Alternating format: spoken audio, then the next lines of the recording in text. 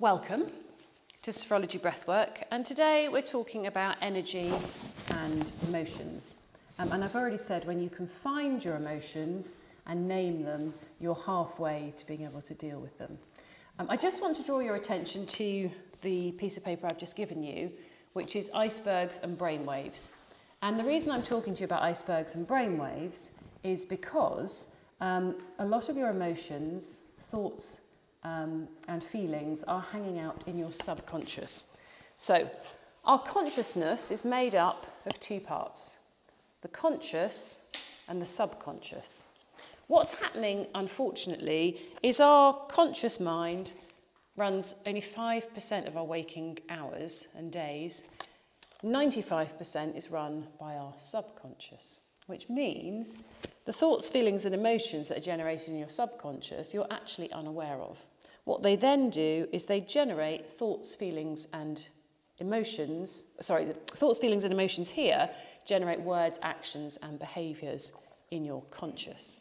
So that balance between thoughts, feelings and emotions, words, actions and behaviours is very, very fine and also very, very subconscious. So when we become aware of what's going on down here, we can begin to change it. The reason that we use the techniques from sophrology and the techniques from breathwork is to allow us to relax, allow our subconscious to begin to talk to us, and we can get a better handle on what's going on. People liken it to slowing the car down to turn the corner. If I told you to drive your car to the roundabout at 100 miles an hour and then try and navigate the roundabout, it would be really, really dangerous. Far better that you slow down before you get there, and then you can navigate more easily. Your emotions and the way that we live is the same. The faster we're going, the less opportunity we've got to actually manoeuvre ourselves. So as we slow down, we can start listening to what's going on in the subconscious. It gives us a much better, safer way of navigating what's going on. Unfortunately, what tends to happen is as we feel a little bit uncomfortable, we notice some emotions we don't like, we perhaps begin to feel things that we're not really enjoying. Some of us can speed up and get quicker and quicker and quicker to try and get away from ourselves. And speaking from personal experience, that's certainly what I've done in the past. So I wasn't particularly fond of my emotions, and I use a lot of adrenaline to keep myself going, ignore the fact that I might be tired, angry, whatever, and just push on through. And I ended up with an alcohol problem as a result, because all I did was push, and then I had to use something else to keep pushing. And every time I tried to slow down, I really didn't like what I found. So I urge you to slow down today, listen into your subconscious, and start listening in to those thoughts, feelings and emotions that are going on inside you. Thoughts, feelings and emotions often become apparent in our body before they become apparent in our mind. For example, fear will trigger that feeling in your stomach before you actually recognise it's fear. A lot of the same goes for anxiety, excitement and worry. You'll feel it sometimes before you even know it's happening. So that's what we're going to learn to do a bit more today. The reason I've given you the brainwaves chart is because what we're aiming for today is alpha brainwave state. This is also known as flow state, or the area that's being called super learning. This is where your subconscious kicks in, your prefrontal cortex goes offline, and your brain is able to relax. Really, really important that we do that. We were designed as humans to do this, to move through these brainwaves and then go to sleep. What's happening now in the digital age is we spend most of our time up here in the gamma phase. We don't spend much time down here in the alpha phase until we go to bed. So our nervous system is on all day and then it's off. That causes us enormous problems, and it's showing up in the body quite often now as illness in the Western world that they don't even have in the more developing world because of that volume of technology, the speed at which we're living, and the fact that your brain is on all the time. I won't embarrass anybody by asking them who takes a little break during the day. But a little break doesn't mean sitting on your phone. A little break means sitting down and relaxing. And when I speak to people generally, there's not a lot of that going on, mainly because we're all really busy. So we're going to do that today. So we're looking to get into alpha brainwave state. I hope at that point that you will be able to relax and listen in to what's going on and enjoy the session as much as you can. Before we do that, I'm just going to talk you through one more piece of information.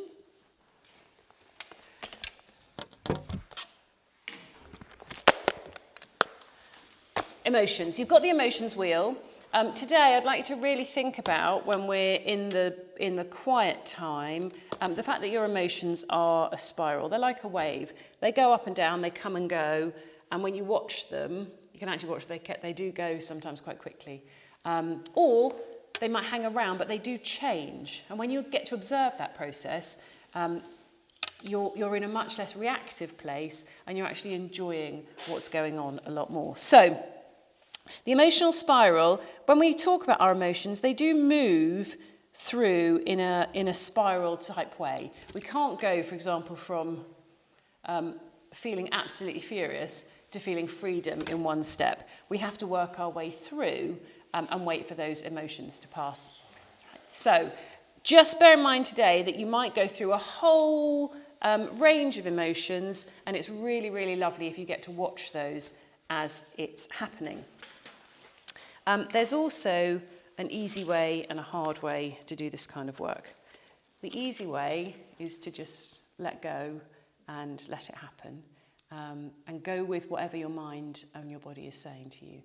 The hardest way to do this kind of work is to question it and wonder what's going on all of the time. So let me give you an example. If you're in the breathwork session and something's happening and you end up thinking about something, rather than jumping in and having a fight with it or thinking, why do I feel like that? Or what am I angry about? Just observe it and then let it go.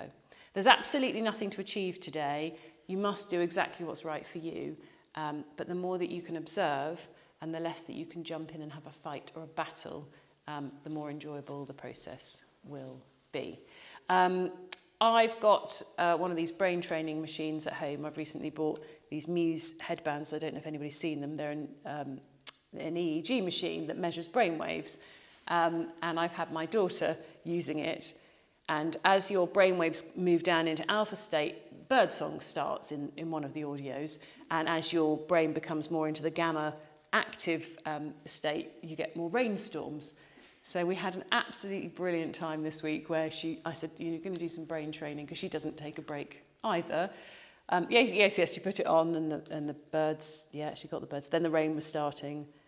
And then all she could do was get cross because the rain was raining, and it just rained harder and harder and harder. And the audio is quite loud. So for 5 minutes, she was getting furious with her own brain. And of course, I was laughing, and she was getting even more cross. As we jump into battle with our emotions, we're basically just fighting waves. If I said to you, you can choose, would you like to go in this sea with these waves with a surfboard and you can just bob around, or do you want to go in and they'll try and drown you? What would you choose?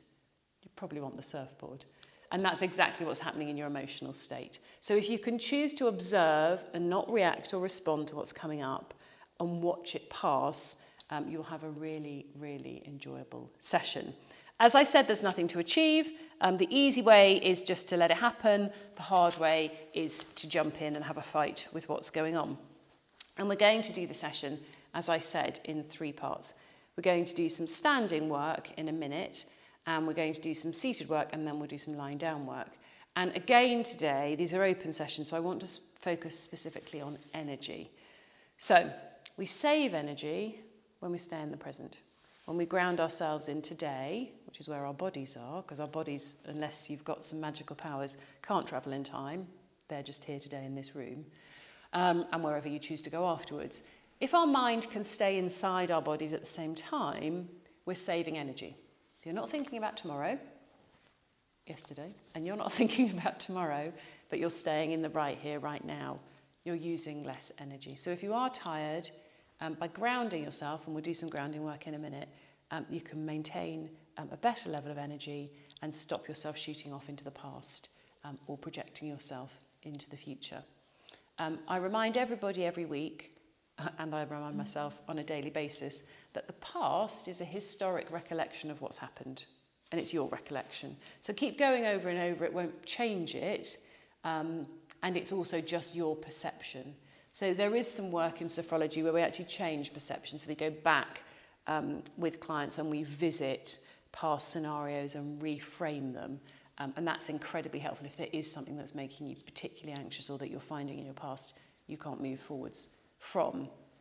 And your future hasn't happened yet. So everything you're thinking about that happens after this moment is also fictitious. You're making it up. And how much control have you really got over tomorrow? If you allow it to happen with the best of intentions, your movement forwards is inevitable anyway. And striving, I have proven to myself, doesn't always get better results. There are things we have to do, obviously, in the day, but worrying about what we've got to do tomorrow is often a really fruitless task. So today, really practice holding your mind inside your body. I'm going to help you do that by guiding you through. And then when you leave, keep practicing it, keeping yourself in today. What am I doing right now? Multitasking is a crime. It doesn't help anybody, although I can do about 10 different things at once. You're not focusing on any of it, and it burns masses and masses of energy. As does task swapping. So if you've done 27 things today, every time you change what you're doing, you burn more energy.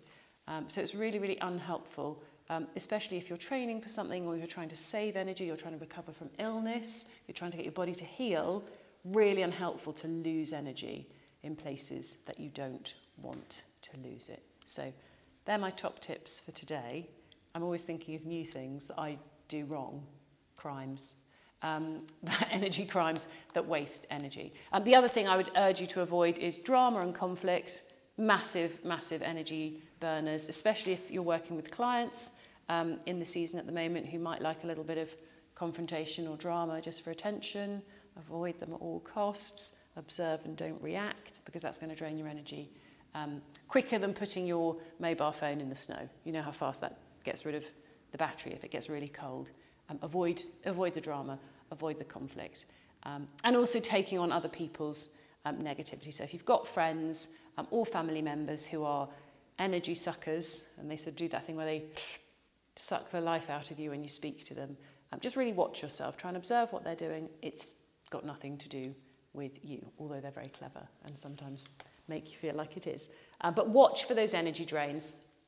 And we've done a few quizzes in the last couple of sessions about how much energy do you wake up with? Have you got enough energy to get through the day? When you go to bed, have you completely run out of energy, or have you still got some energy spare? Have you got enough energy to do extra things?